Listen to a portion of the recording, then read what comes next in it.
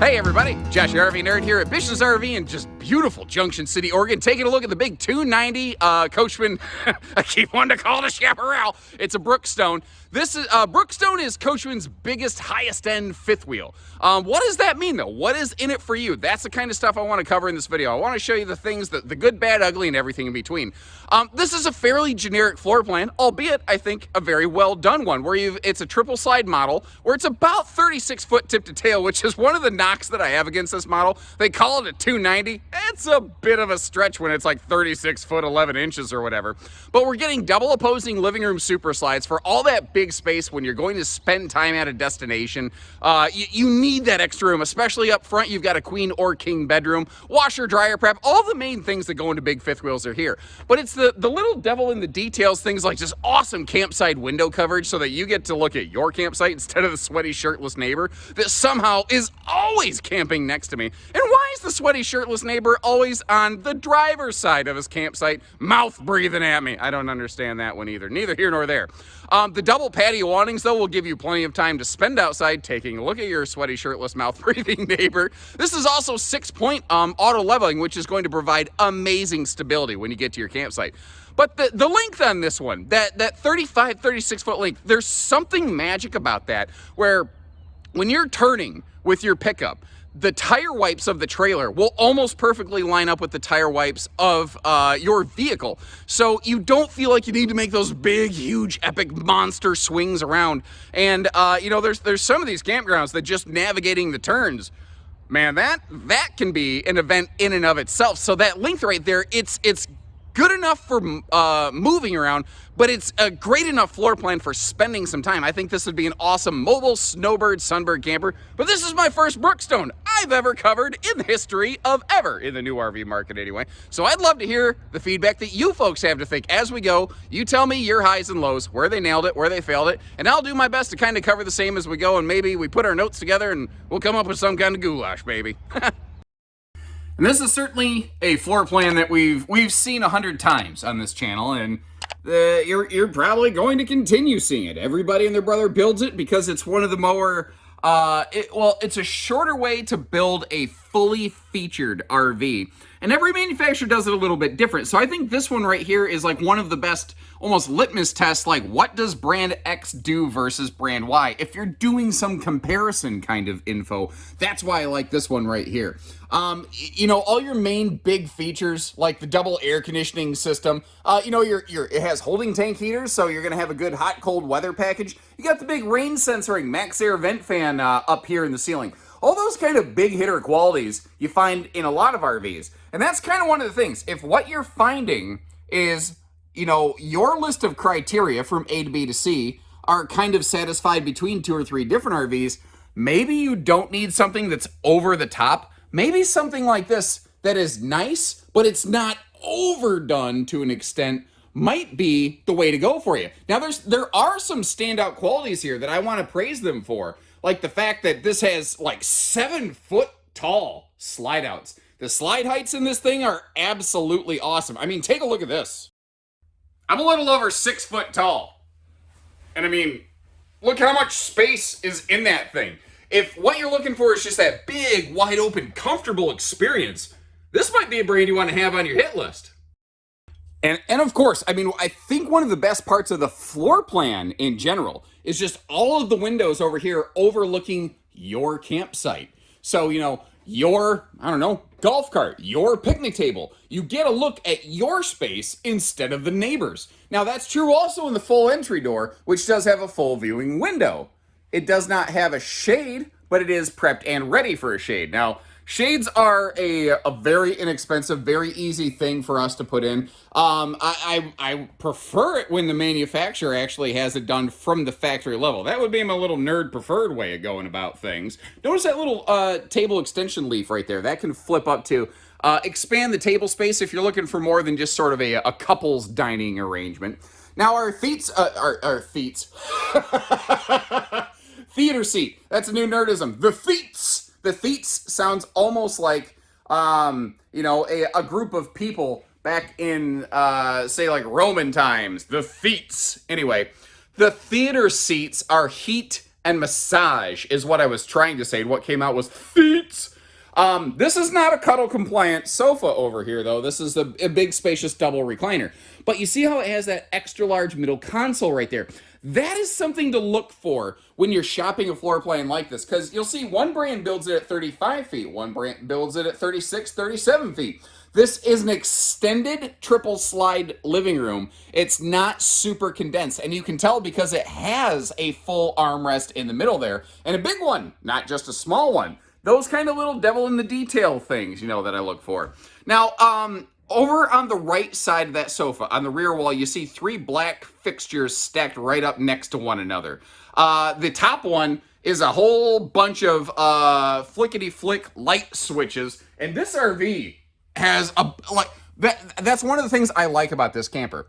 Every light has a switch. There's, I don't think, a single light in this you have to go and click on or off directly on the light fixture itself, because some of the things in this RV are very tall, and you might not be very tall. And whether you're very tall or very small, Dr. Seuss had a rhyme for you. But my point is, it's just simple and easy. There's household outlets on both sides. I like that. There's USB plugs on the right side. I like that. I would like it better if they were lower, though. I would like those outlets a little bit better if they were down a little bit lower, closer to those side stands. And I'm wondering, I didn't look, I don't think these are storage. Oh, I didn't know that. Nice. Because I hate wasted space, and this is Nerdism number 37. Not an ounce of space gone to waste. Now I'm wondering, did they do that over here? I looked at that and I thought, there's no way. Look at that. Yes. I feel like Ace Ventura when he cried, yes! Dude, that's so awesome. That is a cool little find right there. Now, straight across from your theater seat, you have that no neck wrecker Furion Entertainment Center right here. So this is at the right-hand theater seat, and I'm gonna lean over. This is from the left-hand theater seat. That ain't too bad. I think the viewing angle on this is pretty darn nice. Now, they did a thing here, and we're going to see this flipped out in a second. That is a pivoting swing arm TV. You see the little disconnect latch rope down below it so you can, disengage everything. They didn't go with storage behind it. They sunk the TV back to give you the sense of maximized space, but the TV can pivot around. But what you have instead is a handy shelf right here where, let's say you want to add a Blu-ray player or a gaming system. Now, that's one of those things that historically in the history of the RV industry, you start talking about gaming systems and a lot of people are like, I don't go camping to go gaming. Like, I get that. I totally do. And I don't go camping to go gaming either. But that's because I go camping. And this is starting to flirt with glamping. And people might be using this instead of a house or in a seasonal. And frankly, folks, the Nintendo generation, people like me, elder millennials and Gen Xers and whatnot, grew up playing Super Mario. If you think about it, it's not going to be very long, and there won't be a person in the White House who hasn't played Super Mario. So, gaming's becoming a common thing, and I have more and more people asking me, where can I set up my system? And this RV has the space below the TV to do that. Now, we're back over here on the door side. I'm going to do you another slow 360. First, I'm going to roll down all the blackout window shades. Now, this is a single blackout night shade only. It's not day and night shades, so kind of keep that in mind. You could really block the sun out. And with them being white shades, you could really get the heat out of the RV. And did you notice that was a bigger, 3-seater sleeper sofa on the back? So if you do have guests who are more of the adult nature instead of just grandkids or big dogs, you can actually have an adult guest or two come over for the weekend in here and get by. You see how that TV can swing out? The symmetrical kitchen is awesome. I think the kitchen's a very underrated feature of this RV. Huge drawer storage all the way around that larger 22-inch oven that is a convection microwave. And if you've been paying attention, there's really smart outlet placement throughout the RV. Now, the refrigerator, the door above the refrigerator, it doesn't have struts. So to me, that's a knock against them. But you notice how I was able to use the ice cube tray to hold that open. I don't think that's probably what you should do most of the time, but it's an available opportunity. I also want to make a specific mention of that refrigerator. What we are looking at here today is a 12 to 13 cubic foot gas electric two-way fridge and freezer. This RV's also been built with a solar package, so it's kind of light off-grid duty sort of built right here. By default, this RV has no factory solar, and it has a larger, like 16, 17 cubic foot, 12 volt DC compressor fridge over there that I love. So you have really some options to build this almost more park specific, or again, that light duty off-grid function. If you want to go heavy duty, you could also get a factory generator, and we can do some serious solar upfits for you. But did you notice, like, by the way, all the fake fruit and crap, that's not included with it. This just happens to be staged nicely. I wish somebody would have told me it was fake before I tried to take a big old chomp out of that, I don't know, what is that, brie? We have the wine and cheese tastings like Richard Buffett. Yes. But I love this island. And again, I think the kitchen in this RV rocks. I think this is a very underrated kitchen because it's very asymmetrical. Your big stainless sink is over here. It means you always have good counter space available over here. And notice how they went with the finger pull style doors so you don't have knobs that are constantly yanking on your pockets and your belt loops and whatnot. I can't tell you how many pairs of pants I've ruined over the years because they got snagged on something like that and ripped and tore. So I have a very, if I see something, I say something policy, and I saw something here, and it's not specifically Brookstone. It's the industry in general. Any builder can have this happen. You see all this crown molding up here? There's like almost no way to have it really properly cut to size because of heat expansion and contraction.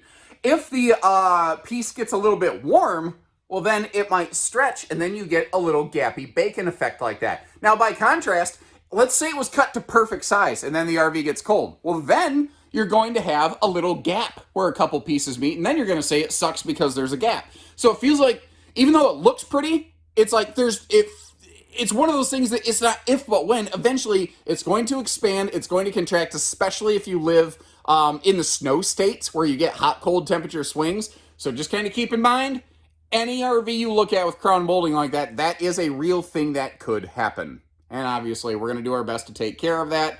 But it's just a stupid thing that I dislike. I love camping, I love RVing, but there are certain parts of it that just make me rip what's left of my hair out, and that's one of those.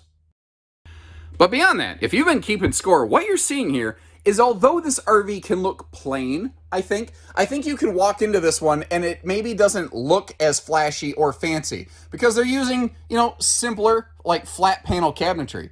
At the same time, though, that is also one of the things that is helping keep the RV's weight in check and the cost in check a little bit.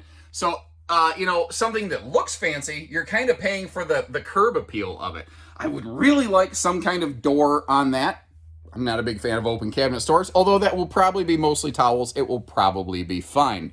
The Octopus Fight Club over here doing a nice job of demonstrating how those, towels can kind of hang out to dry for us. The toilet space around here was fantastic. That is a very fluffy, friendly bathroom space right there. Now, there is a floor vent here in this bathroom, but it's like way off to the corner. It's off to the side. They were very smart to put it not like right where you step out of the shower. And I want to point that out because I've seen manufacturers who don't necessarily nail that aspect quite as well as others.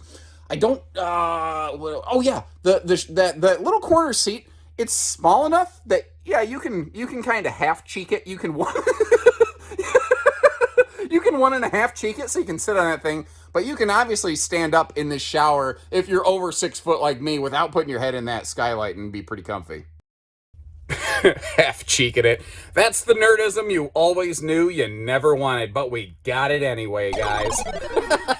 So if you're laying in bed, this is kind of your view right here. You see the TV hookups on the opposing wall up by the ceiling, so you could put a little wall mount kind of screen up there if you're so inclined. I tell you, whoever decorated this RV before I came in here, they did a much better job. I tried to put this stuff back, and it looks dumb now, I think, by comparison, because what I noticed is kind of like when I saw that little side pocket storage beside the sofa in the living room, I went, I wonder if there's bonus little hidden jewelry safe storage there in the bedroom as well, and sure as shooting, there was right there.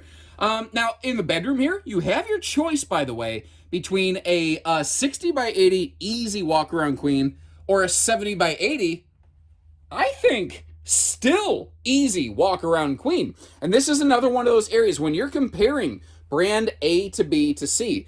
Look at the space that exists around the bed slide.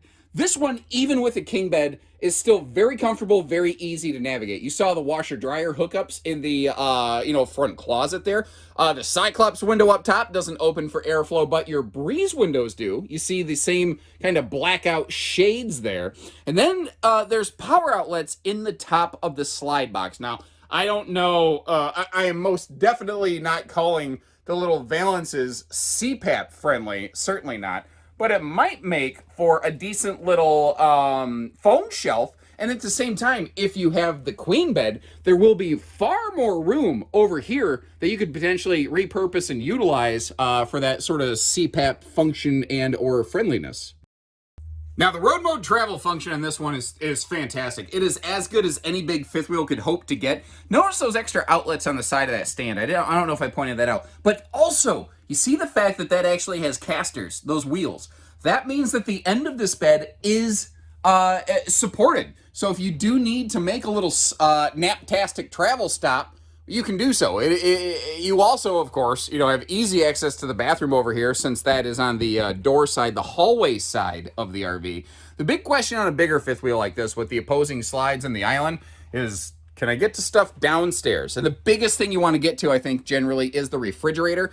And I think most people are going to be able to fit through here. And you see that the refrigerator is completely unobstructed. A lot of times in big fifth wheels, you're lucky to get to like half the fridge, maybe part of the freezer, whatever. This, it doesn't matter which refrigerator option or swaption you get, you can totally stop, get a bite to eat. You might have to eat outside or in the truck or something like that, but you could get in here, you could get some lunch meat, you could use a bathroom, you could rub the sleep out of your eyes. This is very traveling friendly as far as big fifth wheels go. But also remember, with these stable steps, they stick out as far, if not just a little bit further than that big door side super slide right there. So if you leave everything else closed and you don't want to eat at the picnic table because you don't know, maybe it wasn't even a person. Maybe Mr. Raccoon was on that thing last night and was doing some dirty business on it, and you don't want no part of that mixing with your Twinkies and Ho-Hos. I don't know why. Apparently Sugar Rush is the first thing that came to mind. Fact is, if you want to open just this slide, if you can put down those steps, then you should be able to open up the slide. Now, one of the major things I want to talk about on the outside of this RV, and I can't believe I didn't mention this sooner, is the double Azdel sidewall use here. So Brookstone, well, like all of your laminated Coachmen stuff, whether it's towable or motorized, they've been using Azdel longer than anyone else. They were using Azdel before anyone even knew what it was. And if you didn't know what it was, Azdel is a composite resin material. Basically, instead of wood paneling in your laminated sidewalls, this has a composite paneling there. Now, the Azdel itself is totally rot-proof and waterproof. It is sound dampening. It helps a little bit with heat and cold exchange, which is one of the things that this one does very well. If you're talking about, your temperature ratings and stuff like that, man, you could be camping in a hot, scorching place. That double air conditioner going, pull your window shades down. This thing should be able to keep up pretty nicely. It is also a little bit lighter, which is why at closer to, like, say 36 plus feet instead of 35 feet, it's still just over 11,000 pounds instead of encroaching on that 12,000 plus mark. The bigger the RV gets, the more that Azdel helps reduce the weight. That's a very cool, very big thing they do here. They also, by the way, put like a 40,000 BTU furnace on this thing. That is one of the bigger furnaces that you're going to find in big fifth wheels today. So, as the theme always tends to be in my videos, every manufacturer does some things that I just really like, and every manufacturer does a couple things that I go, come on, guys.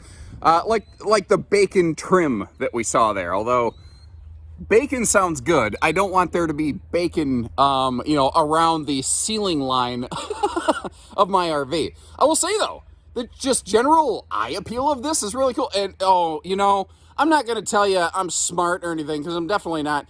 But that little swoosh effect under the word Brookstone, it just occurred to me that that's like a fancy pants sort of B, for Brookstone.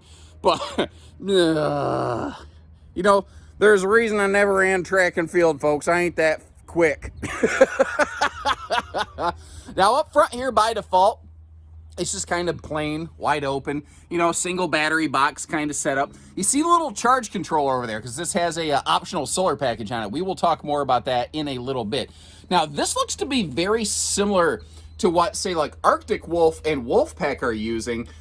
It may require some upfit, like some heavier gauge wiring. I need to do a little looking into that, but I think that might be able to handle up to 500 watts of solar applied to it. You can't get all that from the factory, but I think you could go pretty hefty on that thing.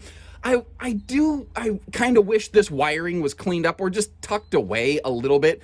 I know that there's nothing wrong with it. It just doesn't, it doesn't look pretty. And it feels like shifting cargo could smash and crash some stuff up in here. Now you see the little perforated punch outs in the floor right there. This RV can be built with generator prep. You can also go ahead and get the full-on factory generator installed in it, which is kind of cool. Or, once again, we can perform those kind of upfits for you as you please. Now, I got kind of a love-hate thing about this over here. I like this big drop frame storage system that they have. You can see how that I-beam actually drops right down here. And if somebody can name the type of bird that was just by its sound that just flew by me, I'll be very impressed. I am not an ornithologist. I have no clue myself. But the drop frame goes way back here, which allows them to put a bigger water heater in. And that's also a cassette style furnace, meaning the big black box above that. The furnace can be removed and serviced from the outside of the RV. You don't have to disassemble half the cabinets to get to it. That's something that I'm learning about that I really like. This is interesting. Look where that side turn signal camera prep is, because this is prep for a full side and rear observation suite, but it's almost in the middle of the RV. Usually you almost always see those forward a little bit. Then again, I suppose you from your rear view mirror probably have good visibility of what's here. It really is what's in the middle of the RV that you can't see, or if you're going to put a camera, that's actually what you're concerned about. Maybe that's not all bad. Now, I said I have a love-hate thing.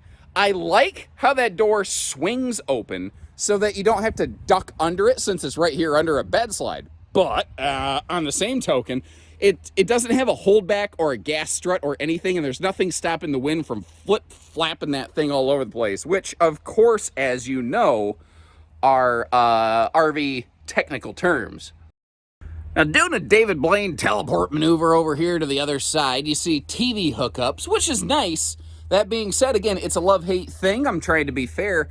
You have to leave the baggage door open. They don't give you like a little feed through the floor port there. Now, in case you're wondering, what is this big black beam?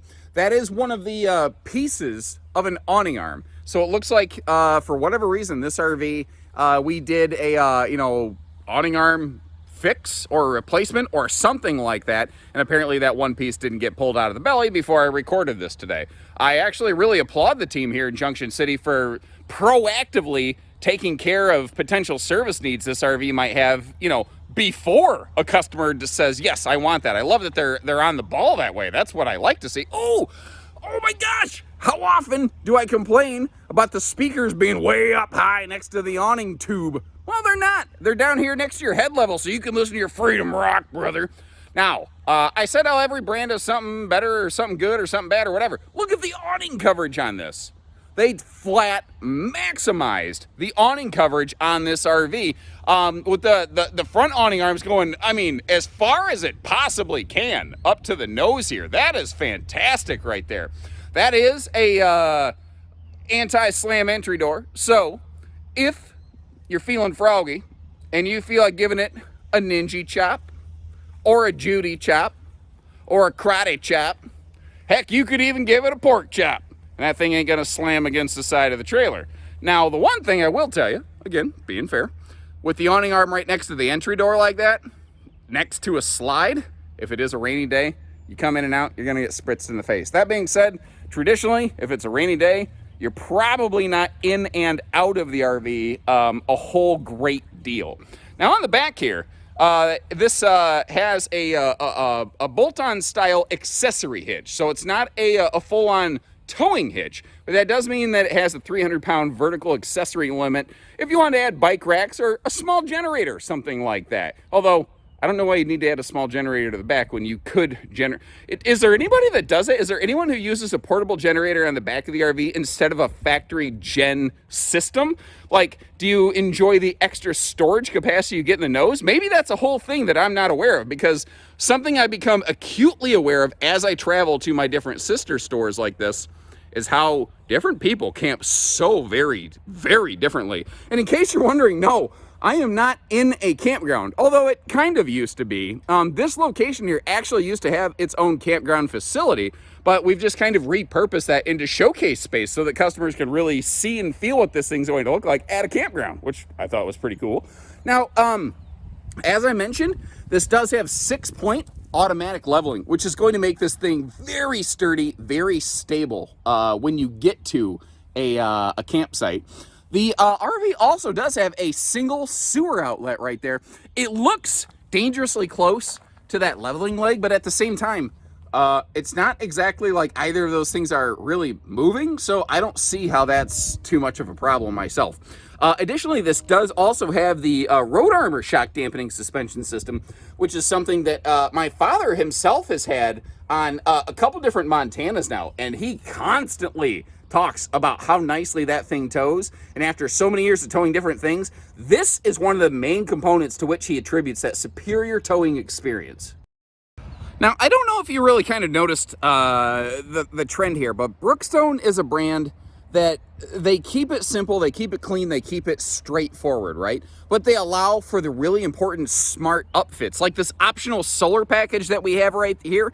You know, that is a additional upgrade that you can add onto these. But one of the cool things about having big service centers like this is that if you really want to be an off-grid warrior, you know, we could always kind of custom build you any sort of solar package as well. Now, moving around up here, this walkable roof, there's really not a whole lot specific to write home about. I'm going to spin you around slowly though, just to point out one little thing I do like to see. Whenever I see a bigger, like Max Air style vent fan, whatever you want to call it, the big XL vent fans, I like it whenever the manufacturers use the mounts or housings there that have those little ears that stick up. So if you want to add one of those roof vent covers to it, you can do so without actually needing to modify the RV, which modifying the RV, like the moment you go screwing stuff into the roof, well, that could affect your warranty in that affected area. Like case in point, let me spin around here again real slow. Like right up here, it's like, hey, look, we got the whole Winegard Connect thing. But if you actually have to screw anything into the RV, into the roof decking or whatnot, Coachmen ain't gonna cover that. Now, if you ask us to do it for you, we will stand behind our work, but not every dealership necessarily offers the same. And good Lord, this place is huge. Now, folks, this is off topic, but they say God only made a few perfect heads, and then he put hair on the rest. And I think my friend Mr. Chris here, one of our outfitters at our Junction City, Oregon store, would agree. Bald is beautiful. If you ask us anyway. This is a solar panel for a sewing machine. See, guys, look, I'm not the only person here with a fun little personality. If you have a few more questions on this, give Mr. Chris here at our Junction City, Oregon store a call. He'll dive into the details. And if you're curious, to check for pricing and availability, take a look at that link in the video description where you can see where we have them parked at any given time across all of our stores across the nation, what we're asking, all that sort of stuff. You don't have to call and give Chris your grandmother's blood type to get a quote on one of these things. It's all right there, public. And remember, we don't do hidden dealer fees. We just... we do everything else. That's right. Yeah, so sorry for the convenience. So folks, take care, stay safe, have fun. Best wishes from Bishes, everyone.